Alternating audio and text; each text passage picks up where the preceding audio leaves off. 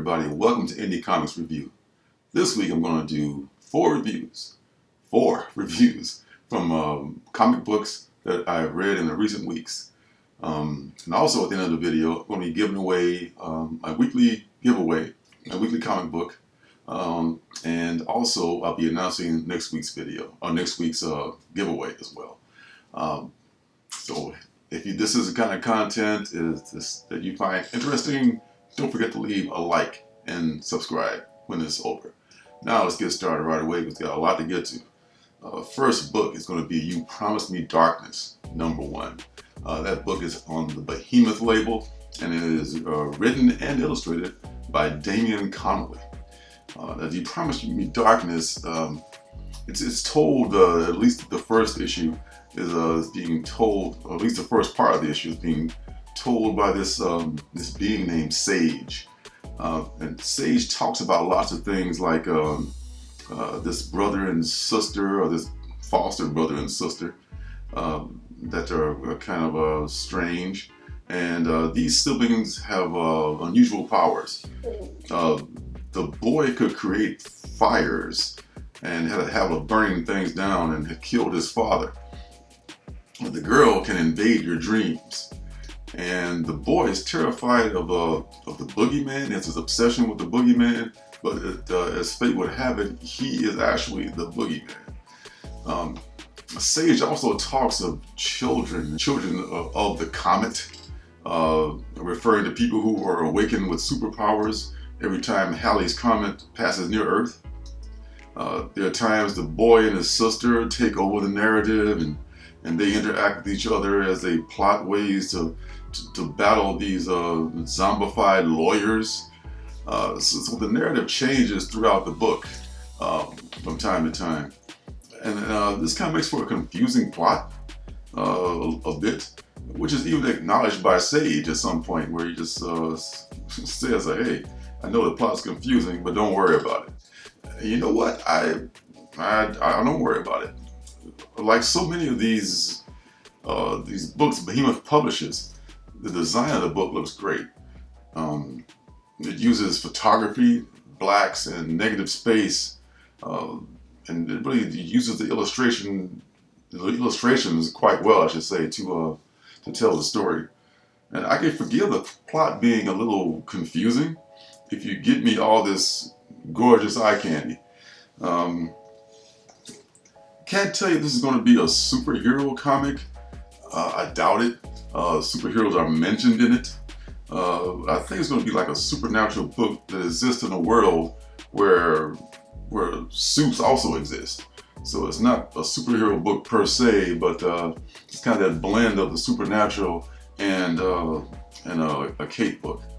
And whatever happens, I will go along for the ride, because you like spooky, artsy, kind of dark comics with a great graphic design.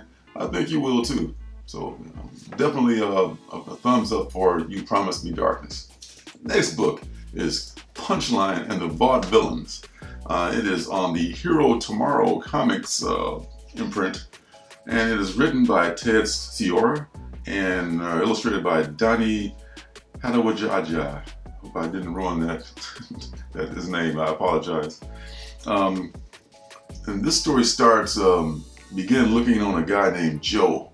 And Joe's wife has gone missing in recent weeks. And not only that, but his daughter, Nikki, is known as a notorious tap dance killer. And as Joe's sitting around lamenting his life and checking his computer, he's suddenly drugged by a poison dart in the back of the neck. The next thing he knows, when he wakes up, he's in the secret hideout of the Vaudevillains. The Vaudevillains are like theater nerds who have decided all to take up a life of crime. And the front and center in this group is his beloved daughter, Nikki, the aforementioned tap dance killer.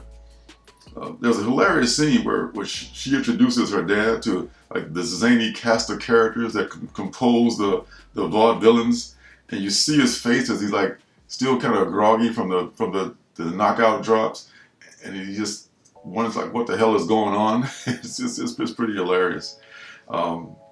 And one of the gang is literally a mad scientist, and he accidentally discovered a way to make people stronger. And he uses this serum or whatever he uses to make people stronger on this ex-boxer. And this ex-boxer was like set up by the I don't know, the mob or some other forces, and he's banned from boxing and disgraced and all that. And this ex-boxer is Punchline. Punchline is their secret weapon. He can almost like take a man's head off with one punch. He's pretty powerful dude. He's like the biggest creation of this mad scientist, and he's their most powerful member. So the Vaudevillains have targeted a floating casino as their next job. And while they're planning that, Nikki breaks the news to her dad that his wife, her mom, is alive, but she's kind of a living zombie. And in the notes at the back of the book, the writer mentions that Punchline was originally created to be a villain for Apama, which is one of their flagship characters on Hero Tomorrow comics. And Apama makes a guest appearance in the book under his secret identity as an ice cream man.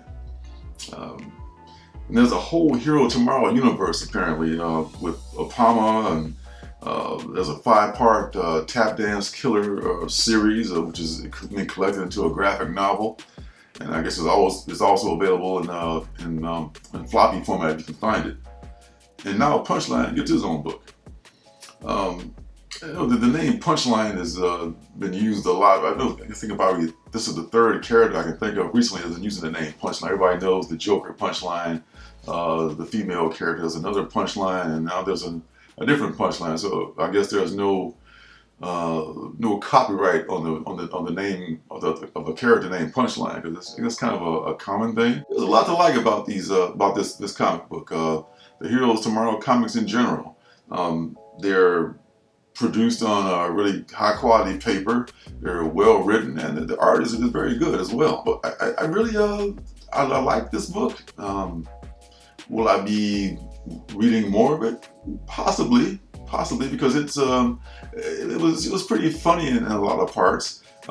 It's kind of like especially the part I was telling you about with they're introducing the Vaudevillains, and the fact that there's just like this comedy troupe, or this theater troupe, that just decided to take up a life of crime and start wreaking havoc.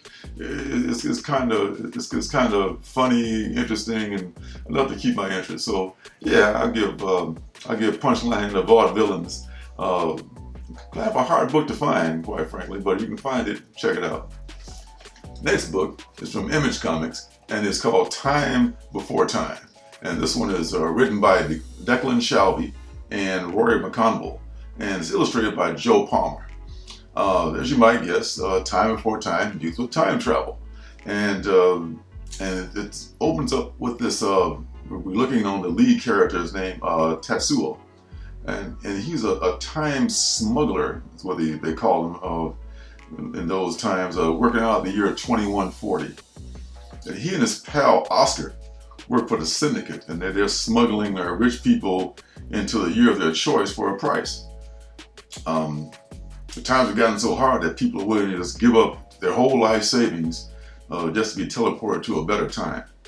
Most of the clients are kind of rich people, or just annoying criminals, or some combination of the both. Whoever can afford this is usually going to be the rich. The problem with being a smuggler, though, is that all those trips through time begins to take a toll on your organs. So Tetsuo comes up with a plan to steal a time pod so he can escape this lifestyle. And he wants to get the hell out of this work because it's killing him. And Oscar, his buddy, is afraid of the idea, so they end up putting it off for years, and you actually see years pass in the narrative.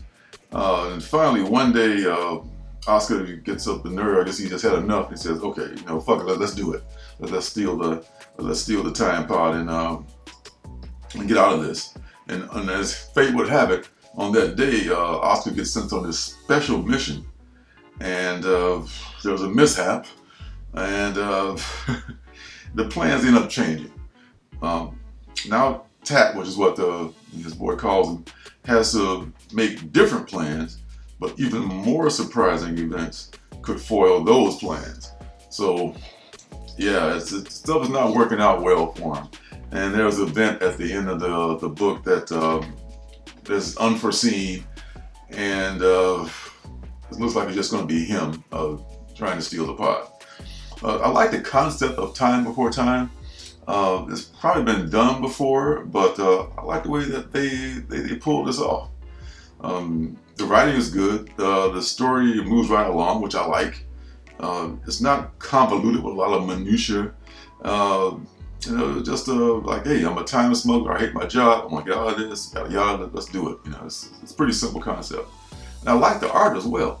The art kind of reminds me of Mike Mignola with the simplicity and the shadows and the negative space and all that. And it fits the story. And it's probably for those reasons. I will definitely give it the 2 to 3 issue test to see if I will follow this series going forward.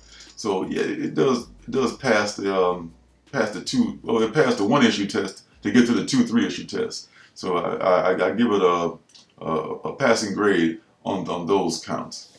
All right, last book is Made in Korea.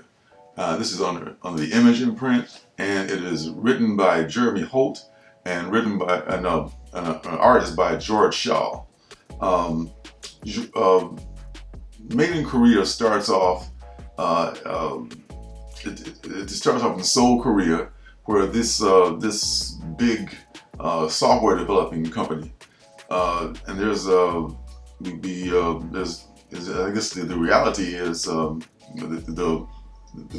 reality in the world is, in this world, is that humans can somehow not procreate the normal way, and many people decide to adopt lifelike child androids. And the story focuses on 2 scenarios. Starts off with the guy in Seoul, Korea, who's working for the big corporation. And he feels like he's seemingly cracked a code he's been trying to crack for a long time. And he's talking about it with his coworkers on a night out drinking. And his coworker reminds him, like, hey, anything that you make while you're working working on your computer for the company becomes the property of the company. And I guess somehow he didn't know this or forgotten about it. And he's like, oh, damn, I better, that's different. And this causes him to put his work on a thumb drive and just and delete all the evidence of it from his work computer. And then for some reason he uploads the data into one of the child androids that they sell, and it reduces the price on this android so it gets gobbled up immediately. And then he tracks the person who bought the android, and that person or persons turns out to be a couple in Texas who were thinking about buying, but they couldn't afford it. They were trying to keep up with their baller friends who had just bought a child. So what I was able to deduce is I'm thinking maybe the developer guy's plan is to get the data off the company's system and get it to a place where you can access it later. That being the discounted Android child, and that way he can claim that he doesn't know anything about the code or whatever. But there's a lot of unanswered questions in this book, which I assume will be addressed later, which is cool, but it leaves me kind of wondering about a lot of stuff. But the thing is, I don't really know if I care to stick around to hear the answers, to be quite honest. The book is beautifully done, art-wise. Design-wise, the writing is good. All that said, I'll probably not sell to this title because I feel like it's just not for me. There's nothing wrong with the book. I'm sure a lot of people will like it. Like I said, it's beautiful. It's the writing is good. Everything is good about it. It's just that I don't know what I was expecting from this book, but I was not expecting what I got. So for that reason, I'm probably not going to pick up another issue of this book. But like I said, don't let me stop you, because uh, you know I think it will work for some people, but you know it's just not what I was looking for. I don't know how I can put it any different than that. And this is all for the reviews, but there was like one. I just want to do a quick drive-by of haha number 5. Um, haha number 5. This is it's called Pound Foolish Makes a Casserole, and it's just this is really a heartwarming story. I was pleasantly surprised by this story. It almost knocked one of the main books off the review list. But haha really takes some. Sometimes the stories are heartbreaking, tragic. Sometimes not they don't really deal with the horror aspect. They deal with the psychological drama aspect of everything, and it's all clown related. So Pound Foolish still wears her makeup, and she's like an elderly, probably an octogenarian or something, and she's all grouchy, and she hates everything, and it ain't like it used to be, but yada yada yada, and then there's some interactions later on that come out pretty well. So if you get a chance to check out haha number 5, give it a shot. I think it might. Even a old cynic like myself, found it kind of nice and heartwarming. So that's it for all the reviews for this week. Now let's get to the drawing for this week, which is for a copy of Red Room number 1 by Ed Piskor. And not a lot to choose from again, folks. So it's a pretty good chance whoever's name is in this cup, in this little tumbler here, it's a very good chance you may get picked. So good luck to you all. All right, first thing that gets in my fingers here is SJMIRON. SJMIRON. Whoever you are, you have won this week's drawing, and congratulations on your Red Room number 1. I hope you were hoping to get one, because you got one. And just send me an email, and I will get that book out to you ASAP. The people who won in recent weeks, I've got a couple of them out, but a couple of them are a little slow getting out. I put them in the mail this weekend, so you should be getting them very soon. Well, it was a holiday this week, so maybe delayed a little bit, but I haven't forgot about you folks. Everything is in the mail, so expect it soon. Next week, we're going to be giving away Ice Cream Man number 24. That's the A cover, the telethon cover. So hope you're Ice Cream Man fans out there, and hope you didn't pick up this issue yet, because it's going to be coming your way as a freebie. So that is it. Be sure to hit that like button, hit the subscribe button, and turn notifications on so you know when I'm making my next video. So until next week, my next video, see you guys in the funny papers. Hey, don't forget to subscribe and leave a thumbs up.